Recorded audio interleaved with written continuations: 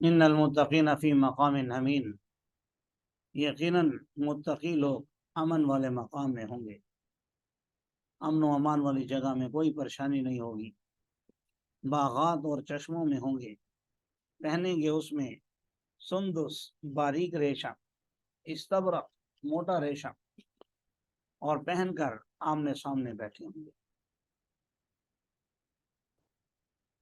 اسی طرح ہم ان کا حور عین سے، بڑی بڑی آنکھوں والی حوروں سے نکاح کرا دیں گے، اور اس میں وہ مانگیں گے، طلب کریں گے ہر قسم کے میوہ جات، امن و امان کی حالت، نہیں چکھیں گے اس میں موت مگر پہلی موت، یعنی جو ہو چکی بس اب ان کو دوبارہ نہیں ہوگی۔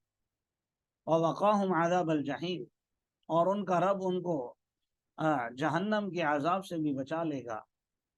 فضل من ربک، یہ آپ کے رب کی طرف سے بہت بڑا فضل ہے۔ ذالک هو الفوز العظیم، اور سمجھو تو یہ واضح طور پر بہت بڑی کامیابی بھی ہے۔ یقیناً ہم نے اس قرآن کو آسان بنا دیا ہے آپ کی زبان پر، شاید کہ وہ لوگ نصیحت حاصل کریں۔ آپ انتظار کیجئے، یقیناً وہ لوگ بھی منتظر ہیں۔ یعنی جو لوگ آپ کو جھٹلا رہے ہیں، قیامت کا انکار کر رہے ہیں، تو آپ صلی اللہ علیہ وسلم سے کہا جا رہا ہے کہ آپ پریشان نہ ہوں، آپ تسلی رکھیے، انتظار کیجئے، کیونکہ قیامت تو بہر حال ایک دن آنی ہے۔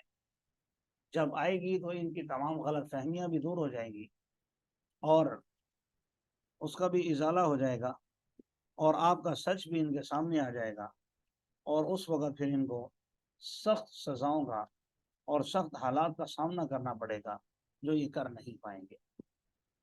تو اس میں گویا رسول اللہ صلی اللہ علیہ وسلم کو تسلی دی گئی کہ آپ امن و امان پہ رہیں۔